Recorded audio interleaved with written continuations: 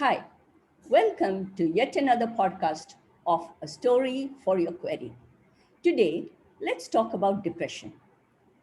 Depression does not spare the poor or the rich, the successful or the non successful, the educated or the uneducated. In some areas, it is a social leveler. Depression has mostly been considered taboo in the Indian society, be it the glamour industry, sports, or armed junta. I shall tell you the story of celebrities who suffered from depression from the celluloid world and from the cricketing world. The well established Bollywood actress Deepika Padukone was presented the Crystal Award at the World Economic Forum. And while attending the event, the actress spoke at length about mental health. She said, "Mental illness happened to me when I had least expected it. In my case, it came with no warning sign. The general understanding was that I was at a professional high. I had successful consecutive hit movies. I was in an amazing relationship. My family had been extremely supportive. Everything was absolutely perfect." Further elaborating on her condition, Deepika said, "I was experiencing a hollow, empty feeling in my stomach. I would break into a sweat every now and then. I would have these panic phases where I would just need to get out and gasp for breath. I would just break down and cry." Virat Kohli, the popular Indian cricket captain, conceded that he went through a tough phase during a particularly difficult tour. And when asked whether he had suffered from depression at that time, he said, "Yes, I did." Kohli had a disastrous tour of England in 2014, averaging 13.5 in his 10 innings. He roared back to form in the Tour of Australia, after that, accumulating 692 runs in the Test series. Personally, for me, that was a revelation that you could feel that lonely even though you are a part of a big group. This is what he said. "I won't say I didn't have people whom I could speak to, but not having a professional to speak to who could understand what I'm going through completely, I think is a huge factor." The Indian captain, considered one of the best batsmen in the modern cricket, believes that mental health issues cannot be overlooked as they can destroy a person's career. Many cricketers have blamed the pressure to perform consistently through a packed schedule as one of the main reasons for pushing the players to the edge. Guru Dutt, considered to be one of the path-breaking directors, died by suicide at a young age of 39.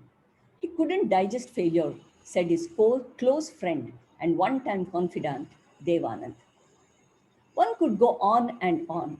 It is estimated that approximately 56 million Indians suffer from depression. So let's come straight to the point. Let me ask Monica, what is depression? How does one get it? So, before I answer that question, I would like to request our listeners to understand that whatever I talk about or whatever I explain over here are merely general and common symptoms. This in no way is a diagnosis of depression. However, if you feel that you are seeing these symptoms in yourself, it is very important to consult a mental health professional because although it is a very common illness, it is also very unique to each individual. Now, to answer your question, you can say that depression is a persistent low mood and a loss of interest in activities that you previously enjoyed. It could also be changes in your appetite, in your sleeping patterns. It could be simply a constant feeling of worthlessness. So it means sadness is also a part of the depression or it's a symptom of depression? Yes, so I'm glad you asked me that. Let's look at it this way. If we are living a full life, we have naturally faced both happy and sad moments. Simply being sad over an unhappy incident does not mean that we are depressed, but persistently staying sad, that is where we should check whether it is a symptom of depression. Staying sad for a long time and finding it difficult to come out of it, that could be seen as a symptom. Okay, let me see this. Let me see if I understand this correctly. Um, if I'm sad, sometimes it is okay. If I'm sad, most of the time, also maybe okay. But if I'm sad all the time, then there is a cause for concern. Yes? And Yes. also, depression is a term which is used very, very loosely. Oh, my friend didn't call me. Oh, my boyfriend didn't come on time. I'm depressed. So, so these are things which should not be used loosely, you think? Yes, yes. Depression as a term has incorrectly become synonymous with either sadness or with a feeling of being upset. So it is very important that children need to be taught how to identify emotions right from childhood. They need to be taught which emotions are they going through, and also adults need to be taught how not to exaggerate emotions as a means of getting attention. But jokes apart, depression is a very debilitating illness. Even getting out of bed in the morning can become a battle in itself. Hence, it is very important to be aware of the seriousness of depression and not use it as loosely as we tend to do. All right. So that means it is something which is not to be taken lightly. Yeah. It is very, very critical to make note of what are the symptoms that you're going through and take prompt action. All right. Now, what are the causes of depression? Why does one get it? The causes can be very subjective. A note of caution before I proceed once again that the causes that I am going to talk about are very general, but individuals react differently to different situations. Now, having said that, any kind of loss could be a factor for depression. It could be a loss of a family member or a close friend, a loss of a house, a job. These days, loss of our freedom. That itself has spiked the number of people being diagnosed with depression. It could also come from doing something that you're not happy with, like pursuing a degree because of parental or peer pressure, or being in a job one doesn't like because there are responsibilities that one cannot shrug off and has to take care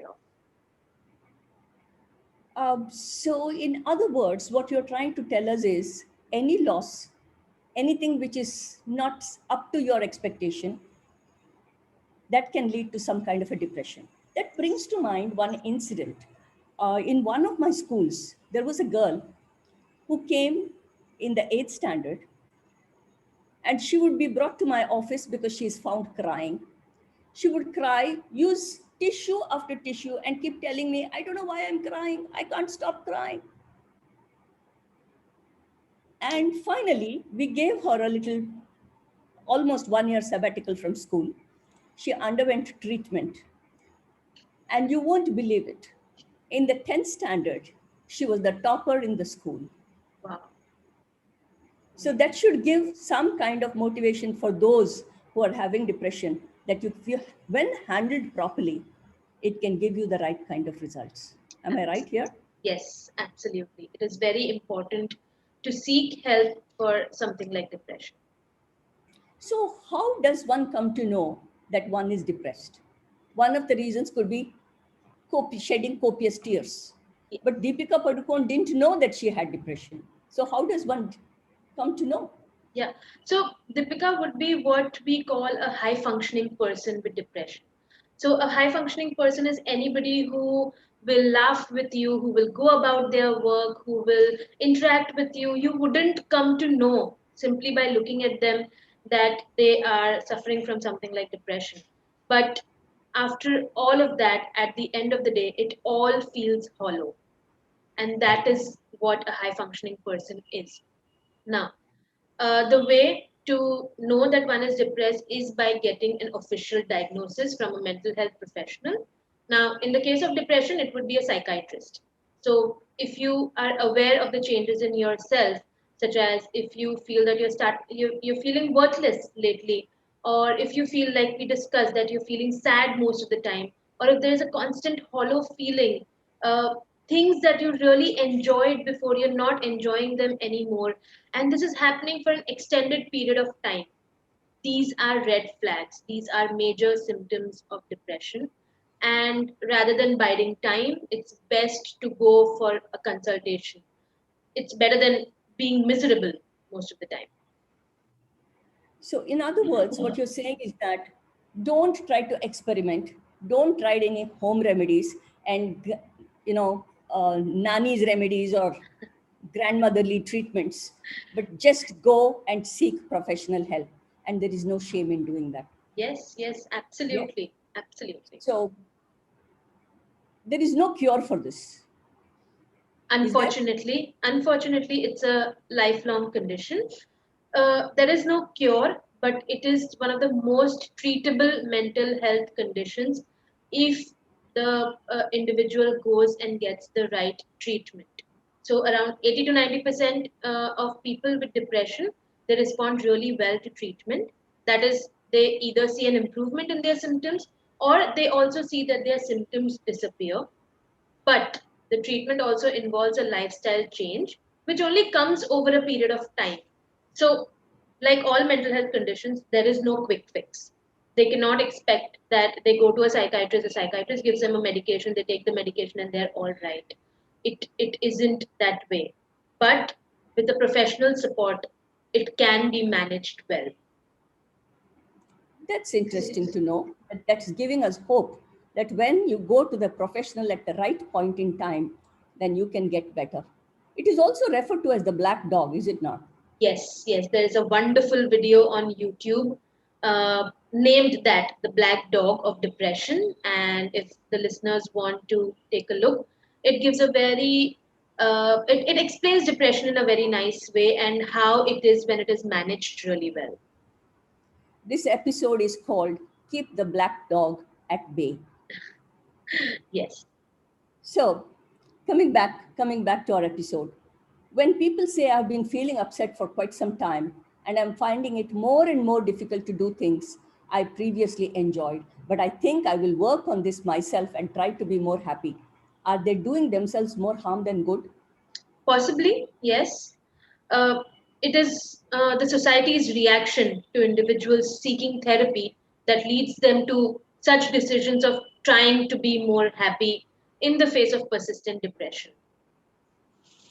So, my next question, that brings me to the next question. What do you do about the social stigma that is associated with depression? I would say the simplest way to combat it would be to focus on what's good for oneself. But just because it is simple does not mean it is easy. Now, somewhere one has to decide whether one wants to carry this burden for the rest of their life because they fear stigma, or whether they want to seek help to have a better quality of life. As a professional, the one question that I would want our listeners to ask themselves is, have you suffered enough? Have I suffered enough? Wow. It is important to develop self love, I think. It's like saying no more. Yes. How do you get in touch with professionals who can treat depression? Ask and you shall receive. But on a serious note, going to a family doctor for a referral. So, if you have a family doctor, you can simply ask them for a referral. Most of the family doctors have a list of psychiatrists and psychologists with them. Or if you have children who go to school and the school has a counselor, you can simply go and ask the counselor as well. The counselors themselves are psychologists, and hence they also have a list of professionals on their referrals. Or you can simply walk into any government or private hospital with a psychiatry department and ask for an appointment. Now, these days, most mental health professionals have an account on LinkedIn as well. So, that is also a place where you can find professionals to help I have another suggestion. Just email to us and we are here to help. you. Yes, absolutely. That is also there. We are here to help. So, any questions that you have that you want to address to us, here is our email. Once again, your query, mystory@gmail.com. Anchor and Spotify also permit voice messages. So, you could probably try and check out that option. That's all for today. We'll see you next week. Together we say, Monica, take care. Take care, everyone. Thank you.